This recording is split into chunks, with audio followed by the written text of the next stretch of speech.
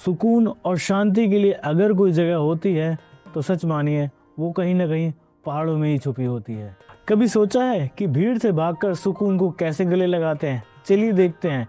लेकिन हाँ, आगे बढ़ने से पहले चैनल को सब्सक्राइब करना मत भूलना। कभी कभी शहर की भीड़ में जब सांसें घुटने लगती हैं तो पहाड़ों की हवा जैसे एक दवा बन जाती है। आज की इस वीडियो में मैं आपको दिखाऊंगा कि मैं निकल पड़ता हूँ दिल्ली की गर्मी से दूर एक ऐसी जगह जहाँ सुकून है, शांति है और पहाड़ों की प्यारी सी गोद है। आगे बढ़ने से पहले मैं आपको एक बात और बता देता हूँ, ये सिर्फ एक सफर नहीं है, ये एक एहसास है। चलिए मेरे साथ इस यादगार जर्नी पर।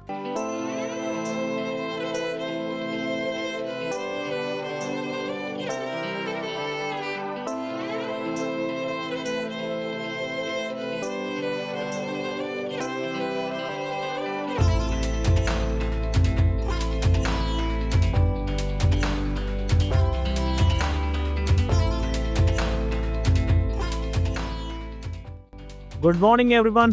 टाइम है सुबह के 6 नहीं बजे, अभी 6 बजने में 10 मिनट है और मैं निकल पड़ा हूँ अपने एक और राइड पे। बने रहिए और आगे चल के आपको बताते हैं कि हम कहाँ जा रहे हैं। सबसे पहला टास्क है जल्दी से जल्दी दिल्ली क्रॉस करके हाईवे पकड़ने का।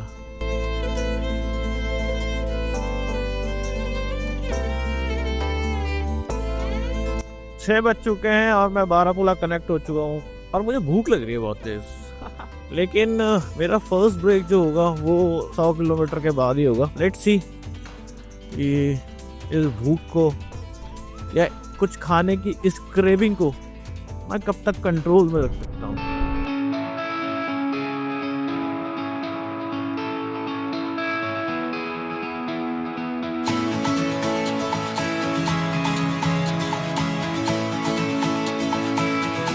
सो माई फेवरेट ब्रेक पॉइंट जब भी मैं इस रूट पे होता हूँ इस शीतल ग्रैंड। अब हम एक छोटा सा ब्रेक लेंगे एज आई प्रॉमिस। पहला ब्रेक 100 किलोमीटर के बाद, तो लेट्स टेक अ ब्रेक और उसके बाद फिर आगे बढ़ते हैं।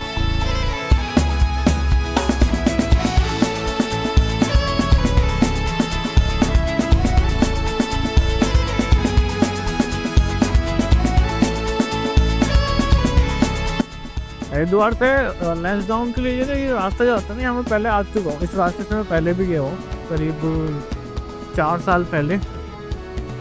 तब ये सब कुछ नहीं बन रहा था। आई थिंक अभी भी ये कंस्ट्रक्शन रुका हुआ है, नहीं चल रहा। तब इतना सब ये नहीं बन रहा था, सिर्फ ये एक सिंगल रोड होती थी उस टाइम ना। और उस टाइम इतना ट्रैफिक भी नहीं था, वो इतने लोग आज आ भी नहीं रहे थे।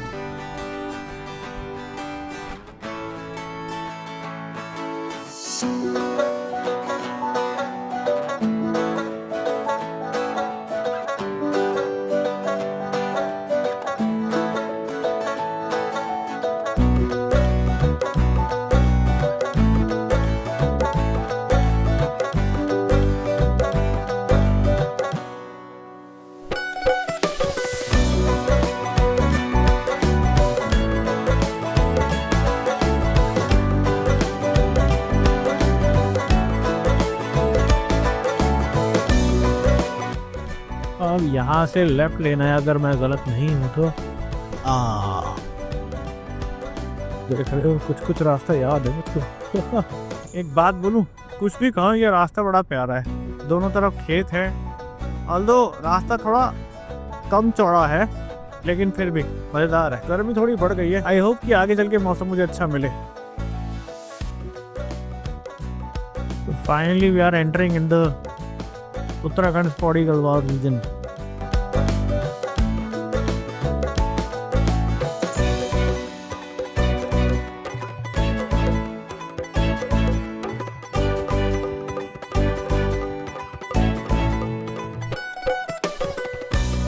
ये है वो छोटी सी और प्यारी सी जगह जहाँ बैठकर मैंने एक चाय और मैगी का आनंद लिया। सो इस तरह कुछ रूम है, देख सकते हैं। And that's me. अभी थोड़ा फ्रेश होता हूँ, फिर उसके बाद हम चलेंगे लैंसडाउन घूमने। दिखाऊंगा आपको लैंसडाउन के आसपास का एरिया।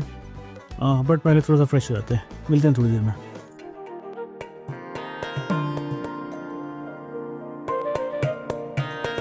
ये है भुल्ला ताल के पास का पार्किंग एरिया। आप यहाँ पर अपनी गाड़ी पार्क कर सकते हैं और उसके बाद भुल्ला ताल घूमने जा सकते हैं। चलिए अब मैं आपको घुमा के लाता हूँ भुल्ला ताल।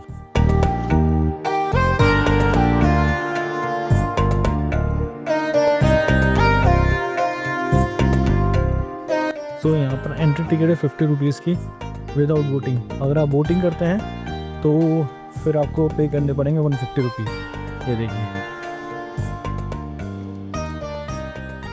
अब क्योंकि मैं सोलो ट्रैवल कर रहा हूँ और बोटिंग का मुझे इतना शौक है नहीं, तो मैंने खाली एंट्री टिकट लिए विच इज़ फॉर 50 रुपीज़।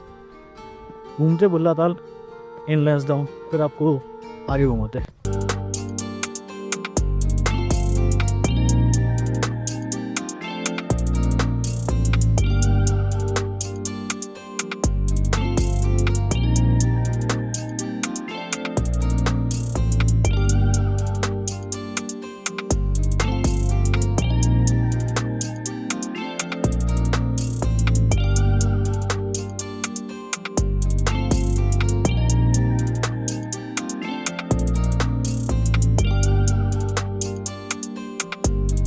मेरे को ना वीकेंड पे ट्रैवल करना पसंद नहीं है बिकॉज बहुत रश होता है।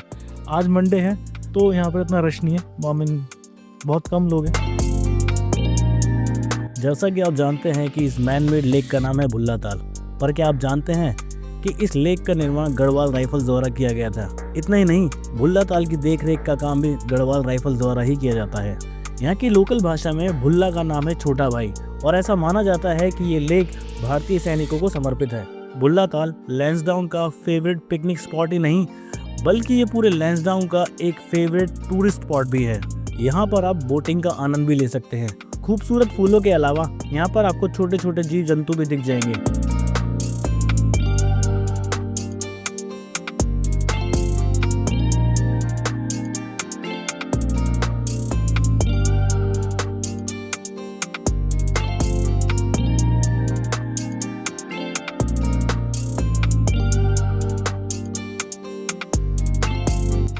जैसा कि हम सब जानते हैं कि लैंसडाउन एक कैंट एरिया है और इसकी स्थापना 1887 में हुई थी।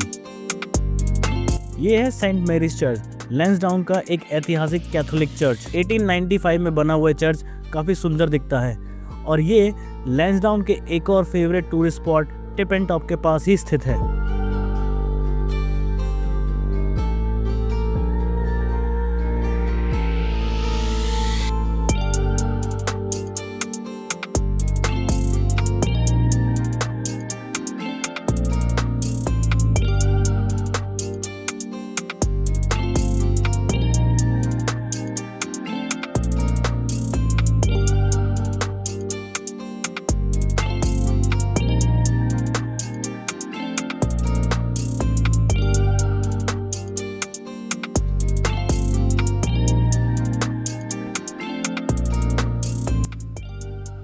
सो अभी मैं टिप एंड टॉप आया हूँ। यहाँ पे टिकट है 20 रुपए की।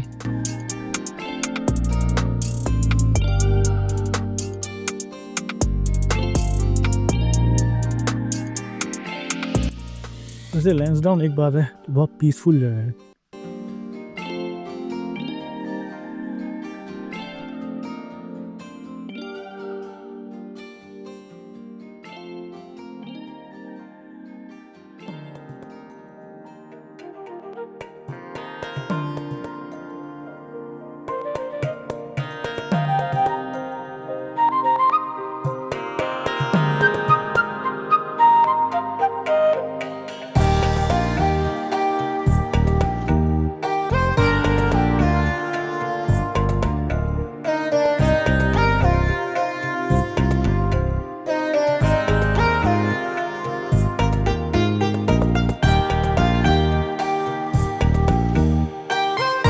टिप एंड टॉप से पहाड़ों का ये नज़ारा देखने में काफ़ी खूबसूरत था और सच कहूँ तो मेरा यहाँ से हटने को मन ही नहीं कर रहा था।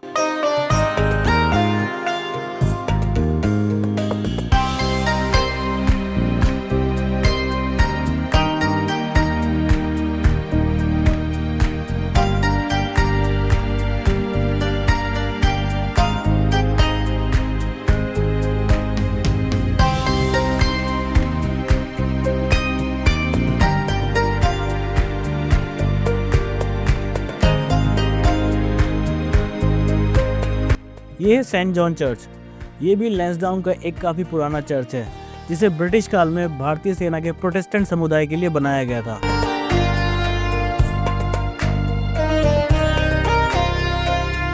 और इस चर्च की स्थापना हुई थी 1936 में।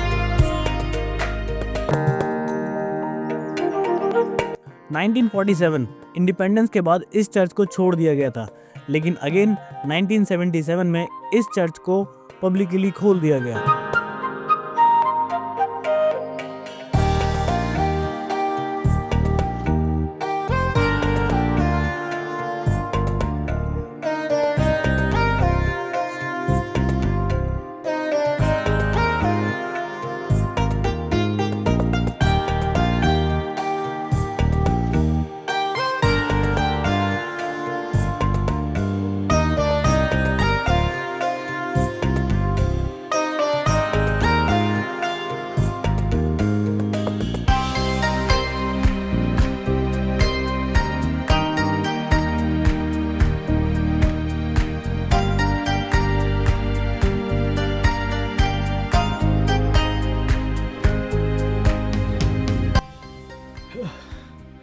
थक गया भाई।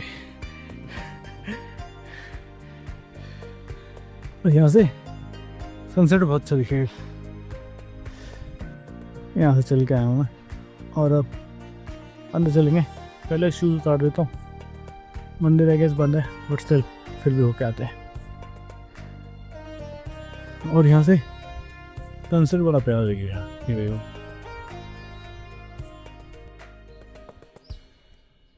आप देख सकते हैं यहाँ पे एक, आप देख सकते हैं हनुमान जी की, आप देख सकते हैं यहाँ पे हनुमान जी की भी एक मूर्ति लगी हुई है। बहुत शांति है यहाँ पे। और ये मंदिर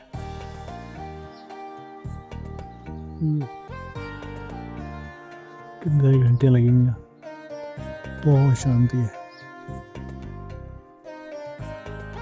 और वो देखिए सनसेट। ऑल्दो सनसेट पॉइंट पीछे है, बट वहाँ से इतना अच्छा व्यू नहीं दिखेगा जितना अच्छा यहाँ से। सो अब चलते हैं वापस अपने होटल की तरफ। बीच में सनसेट पॉइंट है, थोड़ी देर रुकेंगे अगर वहाँ से सनसेट का व्यू अच्छा दिखा तो, otherwise direct to hotel. Hotel अच्छा है, आई मीन पीसफुल है। और अगर पॉसिबल हुआ तो यहाँ लैंसडाउन की मार्केट रात को 9:30 तक खुल जाती है, तो शाम को चलेंगे, ग्राउंड मार के आएंगे। ठीक है। दिल्ली से लेकर लैंसडाउन तक की ड्राइव और लैंसडाउन घूमने में मैं काफ़ी थक गया था, इसलिए मंदिर से आते ही मैं सो गया। चलिए मैं अब आपको दिखा के लाता हूँ लैंसडाउन की एक छोटी सी मार्केट।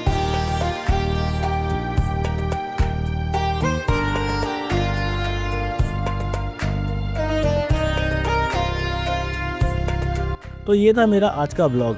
मिलते हैं इसी व्लॉग के सेकंड पार्ट में। तब तक के लिए बाय बाय।